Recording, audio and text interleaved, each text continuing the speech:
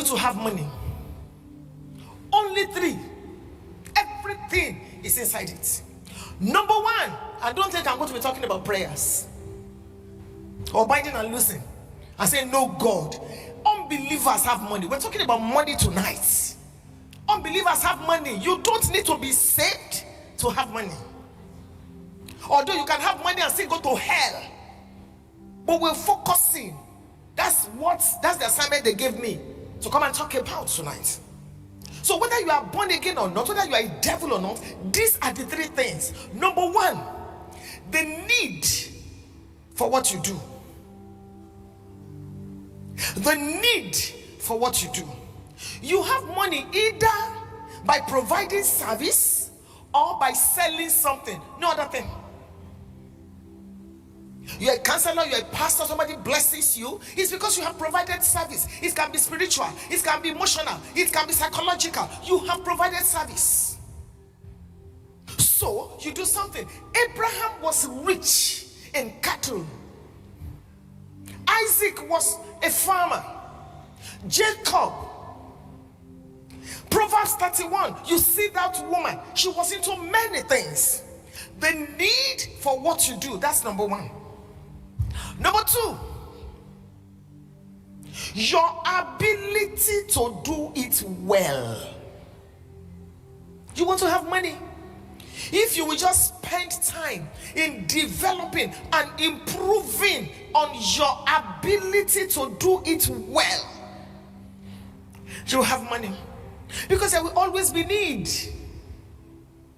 Always. And number 3, the difficulty in replacing you.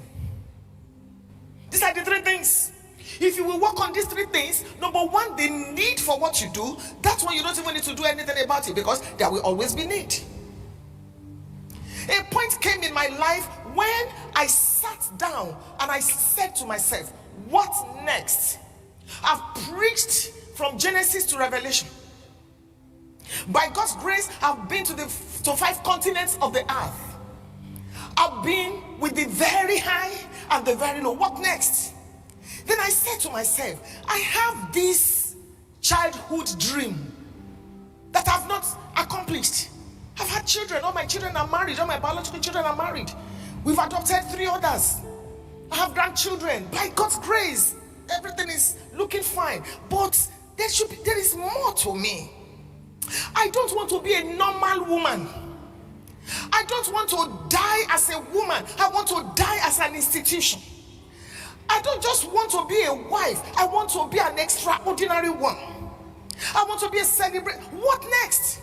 Then I decided to go back to study law.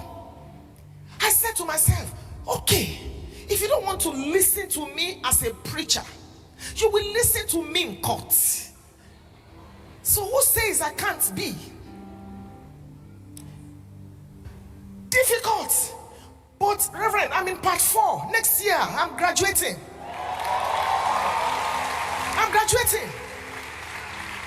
And because this is a public domain, my results. Because will I come back and tell Reverend Yemi that, oh, when the Shaitan law, I got 2-1. How will you feel? With all your grammar.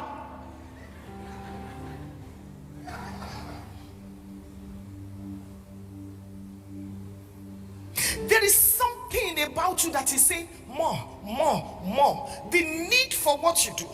Your ability to do it. When I started studying law, my brain opened up.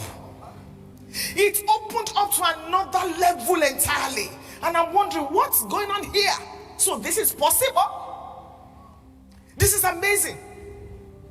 I had been cocooned in the church as a preacher.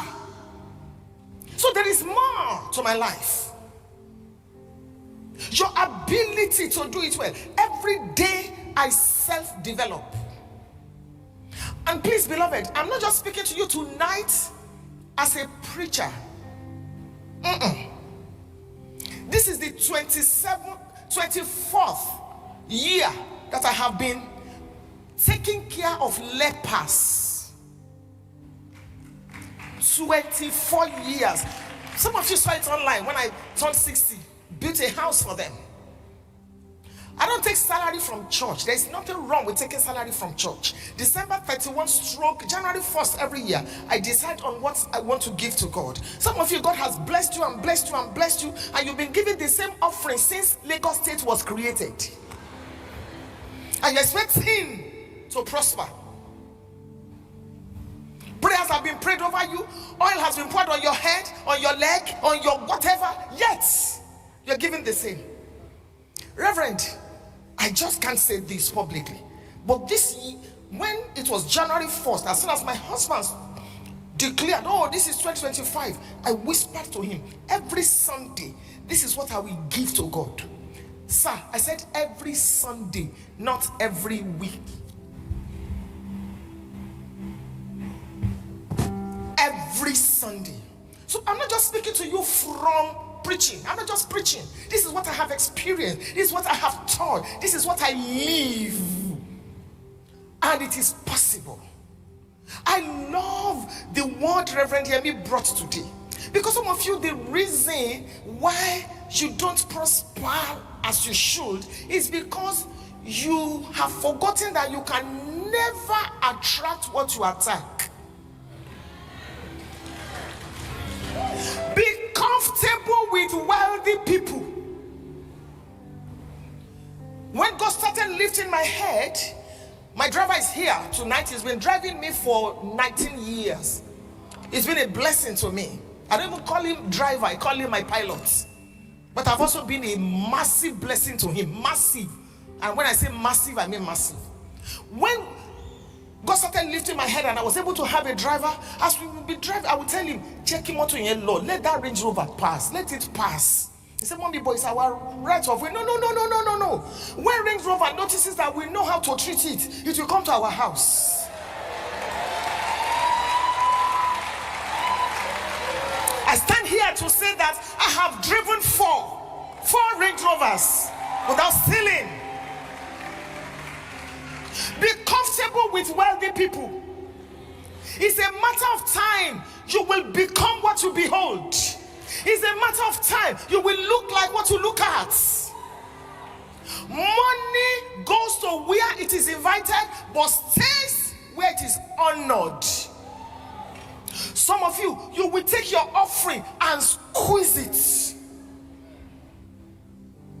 It is only in Africa, or it is only African currencies I have discovered that are squeezed.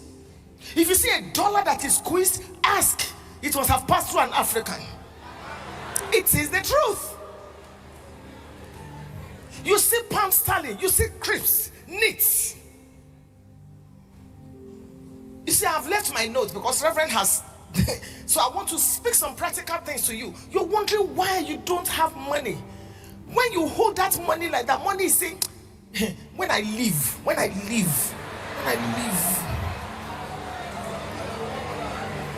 I will never come back. Because everything speaks. Money has a language. You get to the airport, you don't know the language of money. When you want to board and they say, can I see your boarding pass? Okay, go that way. Can I see your pass? Oh, please follow me. They take you to money speaking. Look around, you see the language of money. Money speaking. So you keep squeezing and squeezing your money and you wonder why you don't have. Money stays where it is honored. Also, let me tell you this. Anytime you are broke, check your closet, check your bedroom, check your car. Is it rough or dirty? These things.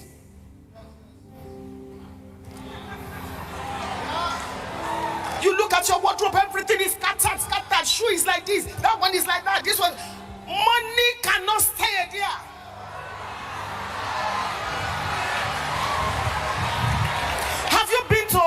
Have you been to rich people's homes?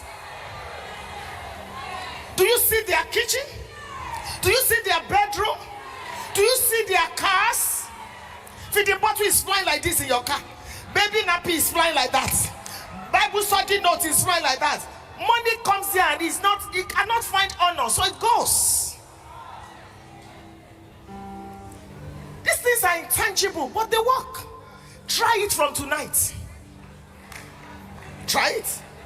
Arrange your wardrobe. Dress well. Look like where you are going.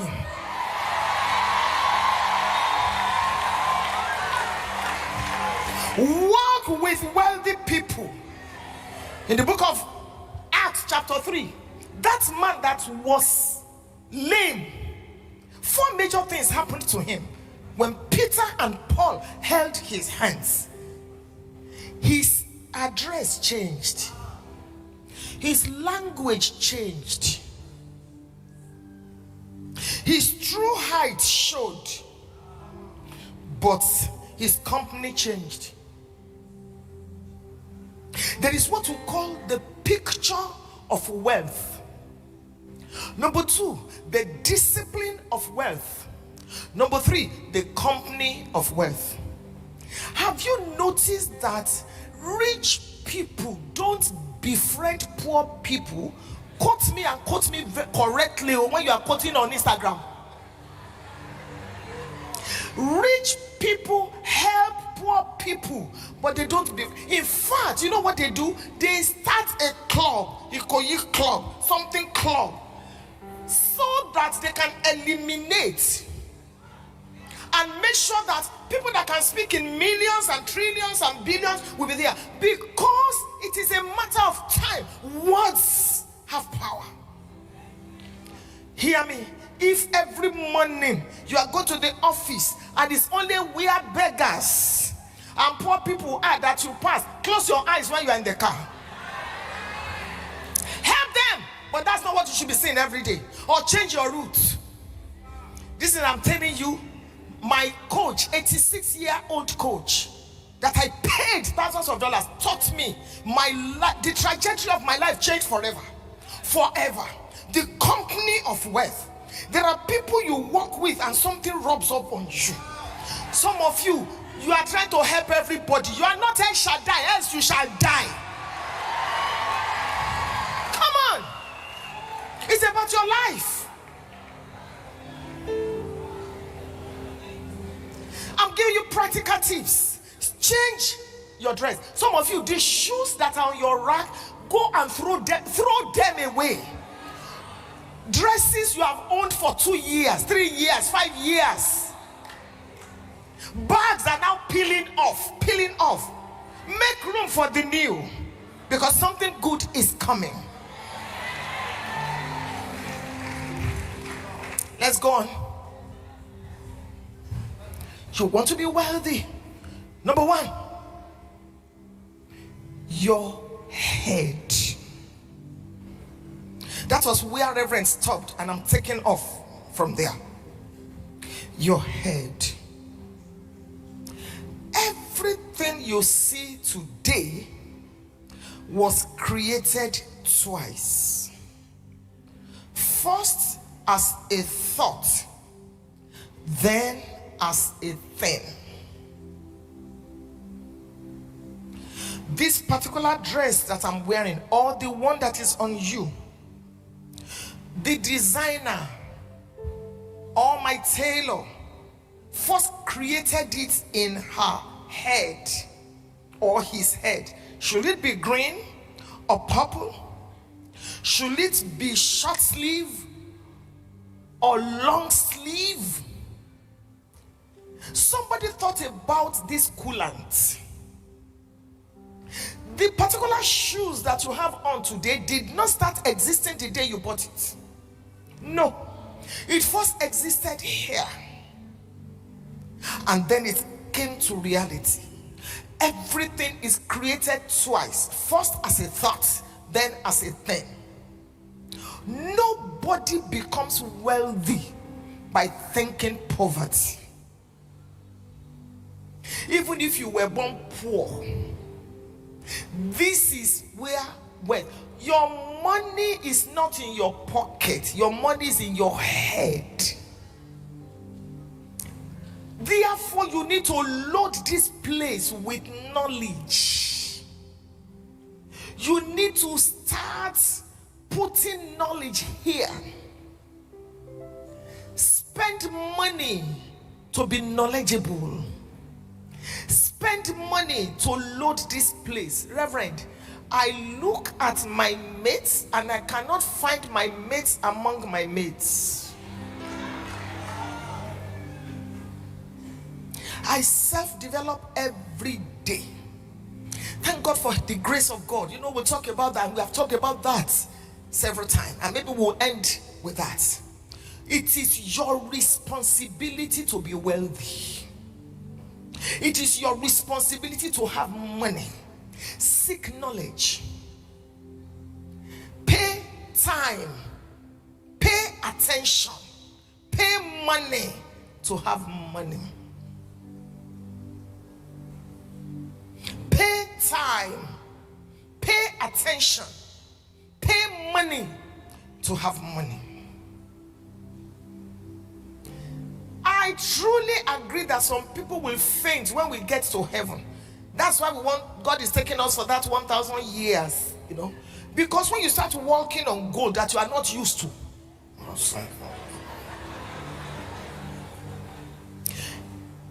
life is not governed by miracles. Life is governed by principles. Let me explain a little further. You know, now I'm not a preacher. I'm speaking to you now as a coach. Life is governed by principles. We call those principles laws. Laws. Jesus said, I have not come to destroy the laws. He was not talking about the 20 commandments. Laws are absolute. Laws are universal. That means you cannot add to it. Law is law. The law of gravity says you jump up, you must come down. That's the law of gravity. Absolute. You cannot add to it. Laws are universal. You jump up in my village, you must come down. You jump up in Buckingham Palace, you must come down. Universal. Laws are impersonal. Whether you are a man or you are a woman, whether you are young or old, you are a Christian, you are a Muslim, you jump up, you must come down. That's what the law says. But you want to go to London, England, and you have heard that laws, the law says, or the law of gravity says, anything that goes up must come down. So what do? You go look for someone or a company like British Airways or Virgin Atlantic that has practiced this law, these principles for 100 years, for 50 years, and you say, excuse me, I want to travel to London. If I jump up, I must come down. I've seen that you have flown metals. So what should I do? They tell you, pay time, pay attention, pay money. You take your money, you give it to them. They shut the door. What you actually paid for is law. So British Airways introduces the law of pull, the law of thrust, the law of weight, the law of aerodynamics, and you get on, you sleep, and you open your eyes in London. Laws. There are laws that govern money. It's not prayer. My church people, hear me. If it's by prayers, we have prayed until migraine. Pray, shake head. When you go to a church where they shake head, it is not so that God can hear. Quote me. It is to keep you awake. Yes. Father, it is not for God. It's to keep you so that you concentrate and focus. It's the truth. And I see that in Africa. Ah, Jesus.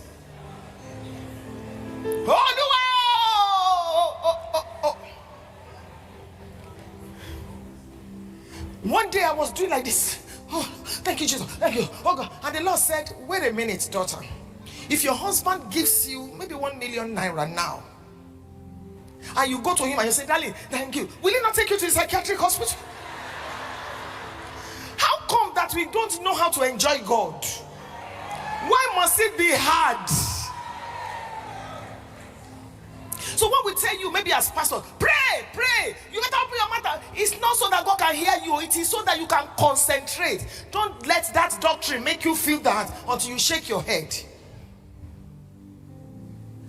Principles. If only we will spend some time understanding these principles, the need for what you do, your ability to do it well, and the difficulty in replacing you, and you put knowledge in this head and understand how it works, you will be an answer to many people's prayers. When it comes to financial dominion, your head. So use your head. Number 2, your heart. What are you passionate about? My husband says what you are gifted for is superior to what you are trained for. What are you passionate about? I'm a speaker. Some people are writers. I can speak without my notes for hours. Now that I'm even studying law, is on another level. Some people are writers. I speak, but I speak sense. I speak and I make money. I coach people. I'm passionate about it. What are you passionate about? Start thinking about it. It's not about the certificate you are holding anymore now. Hey, I studied biochemistry, and you know you can be a broadcaster. Come on. Go get that job. How can you tell me that you graduated 5 years ago and you don't have a job, you don't have money? What's going on? You cannot sell tomatoes? You cannot supply people? You cannot start a car wash business? Look at me as I stand before you today. I sell food. I have 3 restaurants with all the anointing.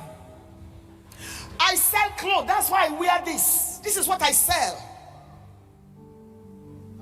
I have swimming pool that gives me money every Monday. I have a resort. My husband and I, 40 rooms. I have event center.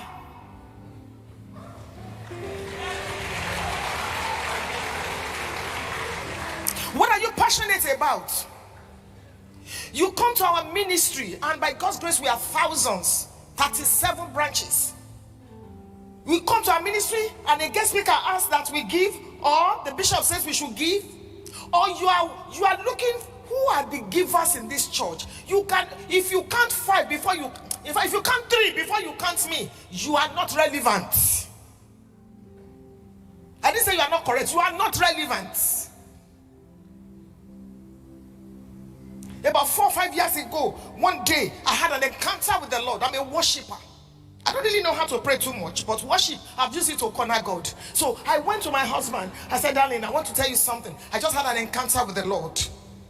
The Lord just told me some things, you know. I said, from today, you will not need to ask God for 3 million, 4 million, 5 million in this church. God will ask you, is your wife no longer a member of this church? When the Bible says, I'm your helper, Reverend, help. I know some of you have got to the level where you don't need help, but people like us, we still need help. You know, your platforms, you know. I said, you will not need to pray some prayers. I said, I refuse to be an African wife who says I cannot gift my husband a car. Who says? In fact, when my husband turned 60, I gave him 60 plus 1 gifts. And that was 10 years ago. 10 years ago, because he turned 71 last week.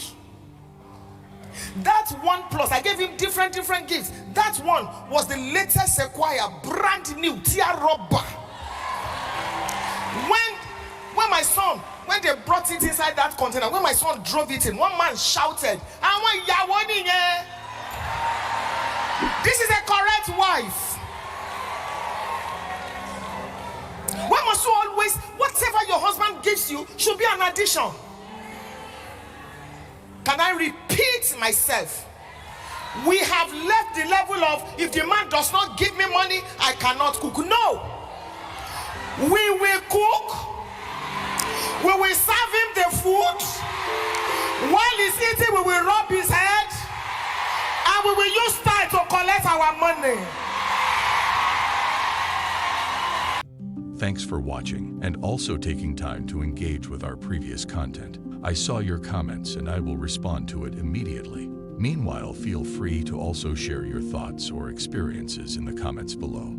Please don't forget to share this video with someone. We have a unique package for you on the first link in the description of this video. If you found value in today's discussion, don't forget to like, share, and subscribe to Kingdom Wealth Channel for more empowering content that helps build wealth in a godly way. We believe that every subscriber is not just a number, but a valued member of our growing community. If you're not subscribed to Kingdom Wealth Channel, you might not see us again, so hit the subscribe button now. But if you are a member of Kingdom Wealth Channel, congratulations, you are growing every day.